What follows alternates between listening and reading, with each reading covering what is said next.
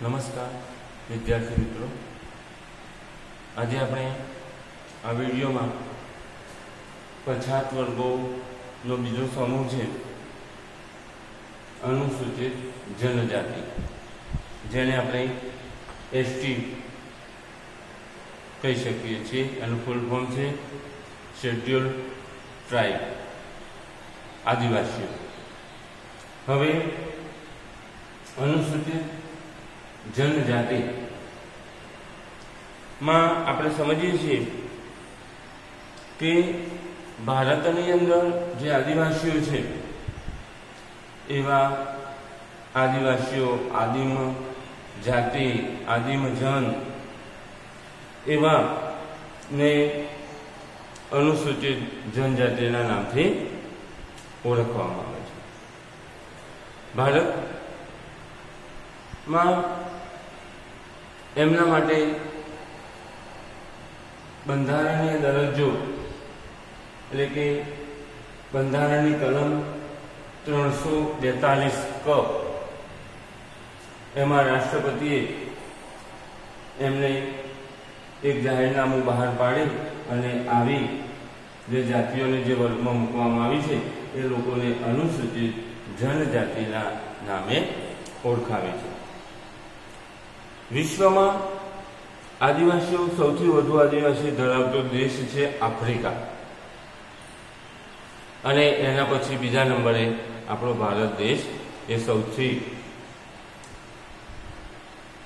વધુ એ આફ્રિકામાં, અને પછી બીજા નંબરે ભારતમાં આદિવાસી વસ્તી જોવા મળે છે. હવે આદિવાસી એટલે કે અનુસૂચિત જનજાતિ ના કેટલાક લક્ષણો છે. મજમુદાર અને મદન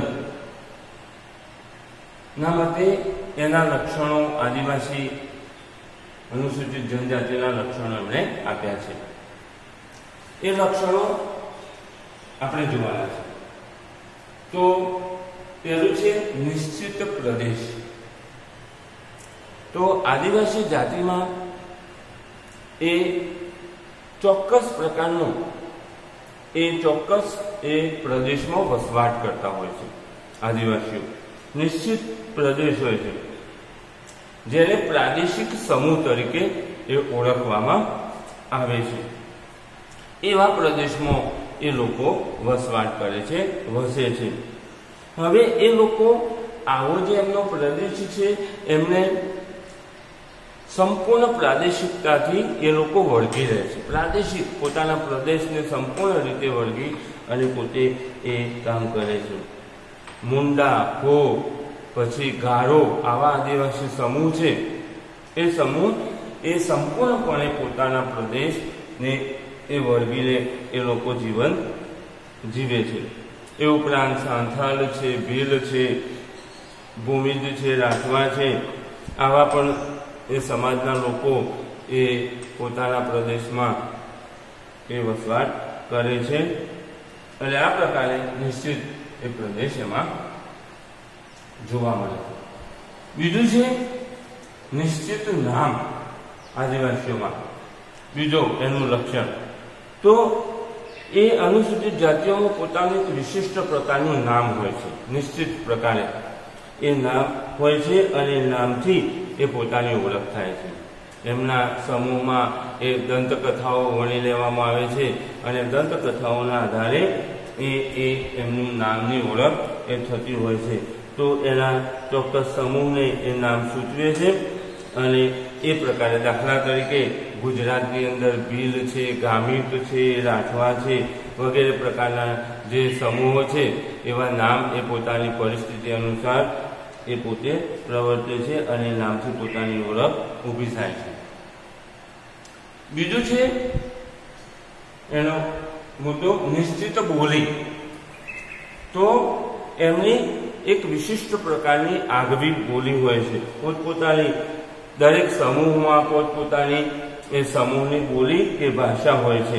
અને કેટલીક આદિવાસી જાતિઓ એ પ્રાદેશિક બોલીને અપનાવે છે. પોતાના વ્યવહારમાં પોતાની બોલીનો ઉપયોગ કરે છે અને એ પ્રકારે કામ કરે છે. દાખલા તરીકે અસમની અંદર એ શું કહે છે કે નાગા, આદિવાસીઓ કોન્યક, અંગામી આવા પ્રકારના એમના પેટા જૂથો છે અને એ પોતાના જૂથો અનુસાર પોતાની બોલીનો એ ઉપયોગ કરે છે. એ જ રીતે આપણે કહીએ તો ગુજરાતની અંદર ડાંગી છે, પછી ભીલ છે, કોંકણી છે, કાથોડી છે, કોટવાલી છે. તો આવી બોલી એ પોતાના સમૂહનો કે જૂથનો એ પરિચય આપે છે. તો એ પણ આપણે એને પણ સમજી શકીએ છીએ. પછી સગાઈ સંબંધોનું ગુંફન. હવે આદિવાસીઓમાં સગાઈ સંબંધો એ મહત્વનું કામ કરે છે. એનું એ ગુંફન એ જોવા મળે છે. એમનું સગાઈ સંબંધોથી એમનું જીવન એ લોકો પસાર કરે છે, વ્યતીત કરે છે.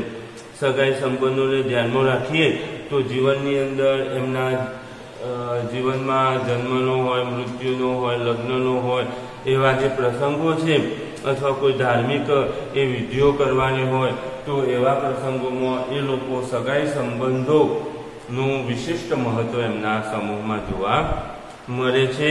એ લોકો શ્રાદ્ધ વિધિ કરે છે, પૂર્વજની પૂજા કરે છે. શુભ અશુભ એવા પ્રસંગોએ સગાઈ સંબંધો આધારિત એ આચાર વિચારો, રૂઢિઓ, એમના નિયમો, એમના રિવાજો વગેરે દ્વારા એ પોતે વર્તનને નિયંત્રિત રાખવાનું કામ પણ કરે છે. તો આ સગાઈ સંબંધોનું ગુંફન. પછી આદિમ જાતિ પંચ. હવે આદિવાસીઓમાં આદિમ જાતિ પંચ એ ખૂબ જ મહત્વનું કામ કરે છે. એમના સમૂહમાં એ આદિમ જાતિ પંચ એ પ્રભાવશાળી છે, બરાબર. અને પંચ કહે એ પરમેશ્વર. પંચ જે નિર્ણય લે એ પ્રમાણે એમને એ પ્રમાણે કામ કરવાનું હોય છે. એમના સમાજની અંદર ન્યાયાધીશ કે કોર્ટનું કામ છે એ પંચ કરે છે, આદિમ પંચ કરે છે. એટલે એ પંચ છે એ એમના સમૂહનો એ કોઈ વડો હોય અથવા કોઈ સરદાર હોય એવા પ્રકારનું એ કામ કરે છે. કોઈને દંડ કરવાનો હોય અથવા શિક્ષા, ગુના બદલ શિક્ષા કરવાની હોય અથવા કોઈ છૂટાછેડા લેવાના હોય તો કોઈ પણ પ્રકારનો એ પ્રશ્ન હોય, મૂંઝવણ હોય, મુશ્કેલી હોય તો એ સર્વ બાબતો માં નિરાકરણ લાવે છે આદિમ જાતિ પંચ. એટલે આદિમ જાતિ પંચ છે એ સર્વોપરી સત્તા એને આપવામાં આવી હોય છે. અને એ પ્રકારે, પરંતુ અત્યારે રાજકીય દ્રષ્ટિએ તમે જુઓ તો આટલું બધું સરકારનું નિયંત્રણ હોવા છતાં પણ આદિજાતિમાં એ એમનું જે આદિમ જાતિ પંચ છે સામાજિક નિયંત્રણ કરવા માટે એ લોકો વધારે પ્રાધાન્ય આપતા હોય છે. તો આ આદિમ જાતિ પંચ. એના પછી યુવા ગૃહો. તો આદિમ જાતિમાં અથવા અનુસૂચિત જાતિમાં યુવા ગૃહોની વ્યવસ્થા હોય છે. મેં અગાઉના વિડીયોમાં તમને કહ્યું કે ભાઈ મધ્યપ્રદેશમાં ટોડા આદિવાસી સમૂહ છે એમાં યુવા ગૃહોની વ્યવસ્થા જોવા મળે છે. બધા આદિજાતિ સમૂહમાં જોવા મળતી નથી, પરંતુ એવા અમુક સમૂહમાં આદિજાતિમાં યુવા ગૃહોની વ્યવસ્થા એ જોવા મળે છે, એની ઓળખ ઊભી કરે છે. તો આવા આદિવાસી છે યુવા ગૃહોમાં એ આદિવાસી યુવક અને યુવતીને, અપરિણિત યુવક હોય, અપરિણિત યુવતી હોય એનું સમાજીકરણ કરે છે. અને એવા લોકોને સાંસ્કૃતિક એમની આદિવાસી સંસ્કૃતિનું આત્મસાતીકરણ પણ કરવામાં એ યુવા ગૃહો ખૂબ જ મહત્વનો ફાળો આપે છે. તો યુવા ગૃહોની વ્યવસ્થા છે. સંયુક્ત અને વિભક્ત બંને પ્રકારના કુટુંબોમાં યુવા ગૃહો એ જોવા મળતા હોય છે. પછી અર્થવ્યવસ્થાનું અવિકસિત સ્વરૂપ. તો અનુસૂચિત જનજાતિમાં આમ તો એ લોકો જંગલોમાં, અંતરિયાળ વિસ્તારમાં, પછાત વિસ્તારમાં એ લોકો રહે છે, માટે એમનો વિકાસ પણ બહુ વધારે થયો હોતો નથી. અવિકસિત એવા પ્રદેશો એમના જોવા મળે છે, બરાબર. અને એના કારણે એમનું અવિકસિત એ જોવા મળે છે. એટલા માટે શેર છે, ડિપોઝિટ છે, બેંક વ્યવસ્થા એ ત્યાં જોવા મળતી નથી આપણી માફક. પરંતુ એમના ત્યાં શાહુકારો છે, પછી આવા જે લોકો છે એ લોકો દ્વારા ધિરાણ નું એ લોકો કાર્ય કરતા હોય. શાહુકારો જે હોય, જેમની પેઢી હોય, એ લોકો જે પેલા ગરીબ હોય એવા લોકોને ધિરાણ અથવા વ્યાજ પર એ આપી અને એ પ્રમાણેનું કામ એ લોકોમાં થતું હોય છે. તો એ અર્થવ્યવસ્થાનું વિકસિત સ્વરૂપ. એના પછી અદ્રશ્ય શક્તિઓમાં શ્રદ્ધા. આદિવાસીઓમાં એ અદ્રશ્ય શક્તિ પ્રત્યે લોકો ખૂબ જ શ્રદ્ધા ધરાવે છે અને એ અમાનવીય શક્તિઓમાં શ્રદ્ધા છે એમની. એ કે ભાઈ જે અમાનવીય શક્તિ છે કે જે આ લોકથી પર છે એવી બાબતોમાં એ લોકો શ્રદ્ધા ધરાવે છે. પછી એની વિધિ કરે છે, પૂજા કરે છે, એ લોકો બલિમાં માને છે, પશુ બલિમાં પણ વધુ એ લોકો માનતા હોય છે. ઓસ્ટ્રેલિયાની અનન્ય જાતિ છે એમાં ટોટેમ પ્રથા એ ખૂબ જ પ્રચલિત છે અને ટોટેમને પોતાની ગોત્ર ની દેવી સ્વરૂપ એમને આપવામાં આવ્યું છે. બરાબર. પછી એની માન્યતા અનુસાર એ લોકોમાં અથવા એ સમૂહમાં વહેમો પણ વધુ જોવા મળે છે, અંધશ્રદ્ધા પણ જોવા મળે છે, બળવો છે, શામન છે, આવા પ્રકારની બાબતો પણ વધુ એ લોકોમાં પ્રવર્તે છે. એના પછી વિશિષ્ટ પ્રકારની નૈતિક નિયમાવલી. હવે આદિવાસીઓમાં એમના જે નૈતિક નીતિમત્તાને ધારણ કરી અને એ લોકો નિયમોનું પાલન કરે છે. હવે એમનામાં તો એ આદિવાસી સમૂહ છે એ નીતિમત્તાને કદાપી એ છોડી શકતા નથી અથવા એમાં ચુસ્તપણે એનું પાલન એ કરે છે. બરાબર. એનું કરવું પડે છે પાલન. એના જે આદિમ જાતિ પંચ છે તો એને ઘડેલા જે આવા બધા નિયમો છે એનું પાલન એ લોકો પાસે થતું હોય છે. તો એમના સમૂહ જીવનમાં એ નીતિમત્તાને ધ્યાનમાં રાખી અને ચુસ્તપણે એને વળગી અને લોકો જીવન પસાર કરતા હોય છે. પછી સામાજિક અને ધાર્મિક નિષેધાવસ્થા. તો સામાજિક અને ધાર્મિક રીતે કેટલીક એ નિષેધો એમને પાળવાના હોય છે એના એ સમૂહમાં. હવે આ જે છે એની અંદર કહીએ તો કેટલાક ધાર્મિક નિષેધો પણ છે. સામાજિક સંબંધોમાં નિષેધો જેવા કે પરિહાર સંબંધોમાં એમને નિષેધ આપવામાં આવે છે. એમના બે પ્રકારના સંબંધો છે, પરિહાસ સંબંધો અને પરિહાર સંબંધો.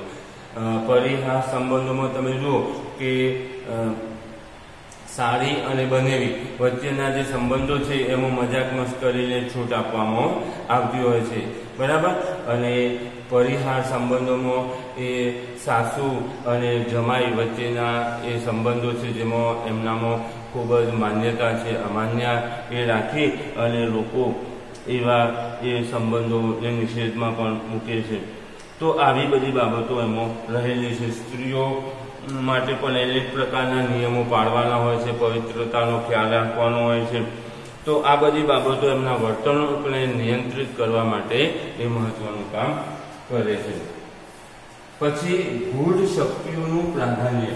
આદિવાસીઓમાં ગૂઢ શક્તિઓ રહેલી છે એની અંદર અને ખાસ કરીને જોઈએ અનેક પ્રકારની ગૂઢ શક્તિઓમાં શ્રદ્ધા ધરાવે છે આદિવાસી સમૂહ.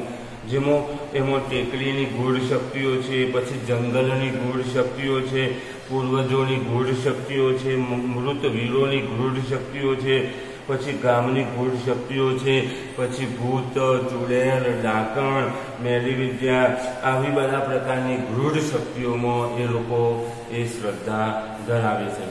તો ટૂંકા પ્રશ્નમાં પણ ઘણી વખત પૂછાય કે આદિવાસીઓમાં કયા પ્રકારની ગૂઢ શક્તિઓ જોવા મળે છે. તો ગામની ગૂઢ શક્તિઓ, પછી ટીકરીની ગૂઢ શક્તિ, જંગલની ગૂઢ શક્તિ, પછી પૂર્વજની ગૂઢ શક્તિ, પછી ભૂત, ચુડેલ, ડાકણ. બરાબર. આવા પ્રકારની બાબતો એમાં એ વધુ જોવા મળે છે. એના પછી બીજો મુદ્દો છે મૃત્યુ પછીના જીવનમાં એ લોકો શ્રદ્ધા ધરાવે છે. મૃત્યુ પછીનું જે જીવન છે એ જીવનમાં એમને વધારે શ્રદ્ધા છે. પૂર્વજની પૂજા કરવી, પછી પ્રકૃતિની પૂજા કરવી, શરીર જ્યારે આત્મા એ ચાલ્યો જાય અને શરીર જ્યારે મુક્ત બને ત્યારે એ આત્માનું અસ્તિત્વ જે જ્યારે ચાલી ગયું છે તો એના પછી મૃત્યુ પામેલી જે વ્યક્તિ છે એ વ્યક્તિને ખુશ રાખવા માટે એ જે છે એની કોઈ વસ્તુ હોય, કોઈ એના સમૂહના શ્રાદ્ધ હોય, એ બધું એને કરવું પડતું હોય છે. જે વસ્તુ એ વ્યક્તિ વાપરતો હોય એ વસ્તુ એને યાદગીરી રીતે એને મૂકવાની હોય છે, અને આ પછી એનું એ સાચવીને એ વસ્તુને સાચવી અને એની સાથે જીવન એની યાદરૂપે એ જીવતા હોય છે.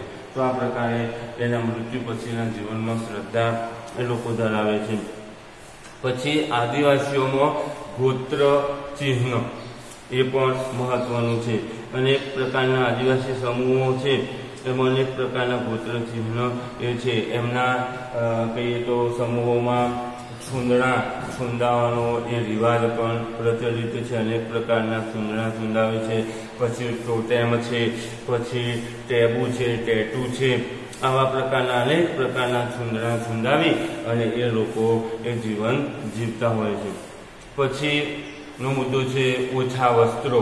આદિવાસી સમૂહમાં એ કહીએ તો જે આદિવાસીઓ જંગલની અંદર ખૂબ જ જંગલમાં ઊંડાણમાં રહેતા હોય એવા જે આદિવાસીઓ છે, એવા આદિવાસીઓ હજી આધુનિક સમયગાળામાં પણ એ લોકો ઓછા વસ્ત્રોને પ્રાધાન્ય આપે છે. પોતાના શરીરને ઢાંકવા માટે ઘણી વખત તો એ જંગલના વૃક્ષોના પાંદડાનો ઉપયોગ પણ કરે છે, અને ઘણા ઓછા એવા વસ્ત્રો પહેરી અને પોતાનું જીવન પસાર કરે છે.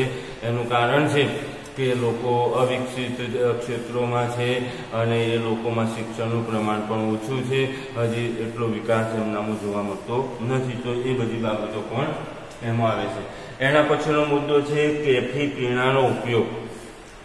જે માદક પીણા છે, જેમાંથી નશો એ મળે છે, એવા કેફી પીણા છે, એ નશીલા દ્રવ્યો છે, એનો ઉપયોગ પણ એ લોકો કરતા હોય છે. કોઈને કોઈ એવું કેફી પદાર્થ હોય, પીણું હોય, તો એનું સેવન કરતા હોય છે. અફીણ છે, ગાંજો છે, પછી મવડાનું ફૂલ છે, તાળી છે, વગેરેનો એ પોતે સામાજિક કે કોઈ ધાર્મિક પ્રસંગોમાં એ ઉપયોગ કરે છે. દારૂનો ઉપયોગ કરે છે. તો આ બધી બાબતોનો ઉપયોગ પણ કરતા હોય છે. એમની ગરીબાઈને ભૂલવા માટે પણ ઘણા આવા વ્યસનનો ઉપયોગ પણ એ લોકો કરે છે. વિપુલ પ્રમાણમાં, પુષ્કળ પ્રમાણમાં આવા એ કેફી પદાર્થોનો ઉપયોગ કરી અને પોતાનું જીવન એ જીવે છે.